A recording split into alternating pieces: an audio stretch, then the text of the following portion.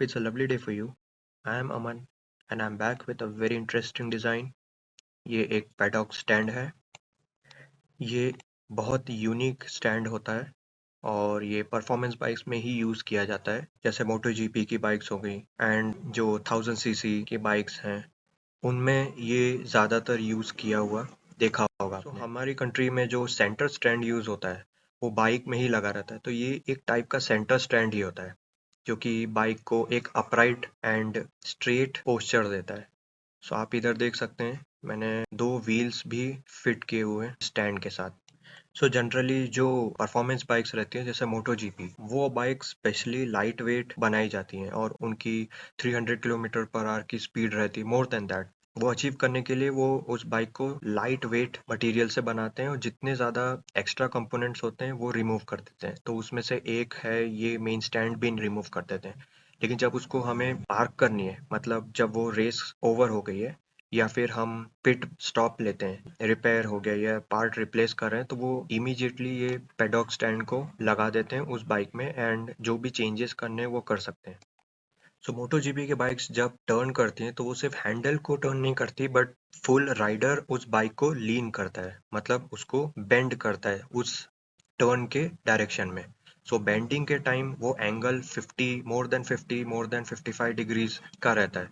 उस वजह से स्टैंड रहता है वो बहुत चांसेस है कि वो रोड से टच हो जाएगा या रब करेगा, उस वजह से राइडर गिर सकता है। इसलिए ये स्टैंड नहीं दिया जाता। और दूसरा है बाइक का वेट को जितना ज़्यादा लाइट वेट बना सके उस बाइक को उतना ज़्यादा बनाने की कोशिश करते हैं, उसमें स्टैंड को हटा दिया जाता है। सर्किट यूज़ का हम बात हटाएं तो नॉर्मल होम यूज़ में ये कैसे काम आता है। जो होम यूज़ में जो एक्सपर्ट्स रहते हैं जो हैंडल करेंगे या चेन सर्विस, तो उसके लिए दो स्टैंड को पहले वो लगा देते हैं। उसके बाद ये दो व्हील्स रहते हैं वो फ्री रहते हैं रोटेट होने के लिए, सो चेन लुब्रिकेशन अच्छे से हो जाती है या व्हील के सर्विसिंग अच्छे से हो सकती है। साथ ही साथ अगर इंजन की सर्विसिंग करनी है तो वो इंजन भी फुल हम निकाल सकते हैं, उसे अच्छे से असेंबल कर सकते हैं विदाउट गेटिंग डिसबैलेंस्ड। अब ये जो स्टैंड होता है वो फ्रंट एंड रियर व्हील दोनों के लिए आता है। सो यहाँ पे मैंने फ्रंट और रियर व्हील को डिस्टिंग्विश करने के लिए आगे वाले व्हील को कलर किया हुआ है, पीछे वाले व्हील को अनकलर्ड रखा है। सो ये जो ब्रास कलर है ये फ्रंट व्हील है और ये रियर व्हील है। और जो मोटो जीपी की बाइक्स रहती हैं वो एक तो बहुत लाइट वेट बनाना होता है उनको, दूसरा है लीनिंग एंगल हाई रहता है तो स्टैंड रब हो सकता है रोड से एंड राइडर को गिरा सकता है। थर्ड, उनका ग्राउंड क्लियरेंस भी कम होता है और इस वजह से अगेन इजीली स्टैंड रोड से रब हो सकता है, कांटेक्ट में आ सकता है और राइडर को गिरा सकता है।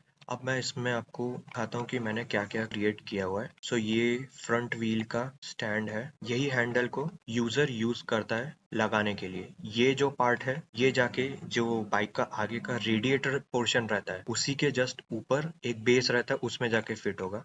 ये पूरा है माउंटिंग क्लैंप और ये बीम, ये जो सेंटर बीम है ये पूरा नीचे तक रन करके जा रही है और इसका शेप भी ऐसा है कि आराम से wheel with the swing arm या फ्रंट व्हील है तो फोर्क आराम से इस पे लग जाए।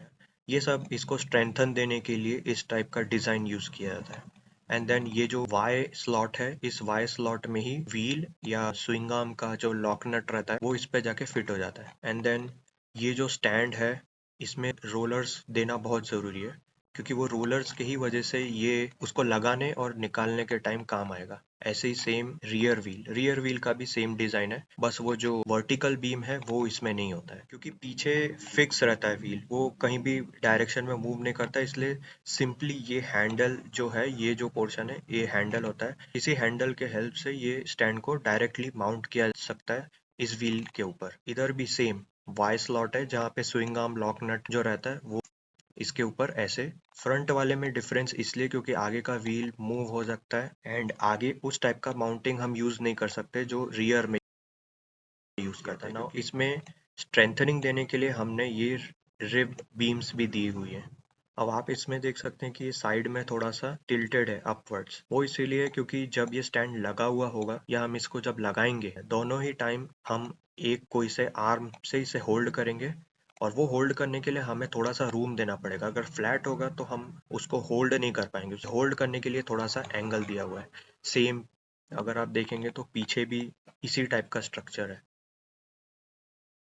अब जो मटेरियल यूज किया जाता है इसको बनाने के लिए वो होता है एल्यूमिनियम, जिसके ऊपर पेंट किया जाता है matte black. Generally matte black या अलग अलग कलर्स भी होते हैं, तो वो मैट फिनिश ही रहता है।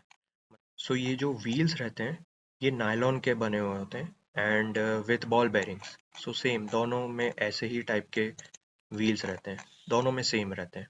सो ये एक बहुत ही इंटरेस्टिंग डिज़ाइन था जो मैंने क्रिएट किया था। आप मुझे बताना है कैसा लगा डिज़ाइन।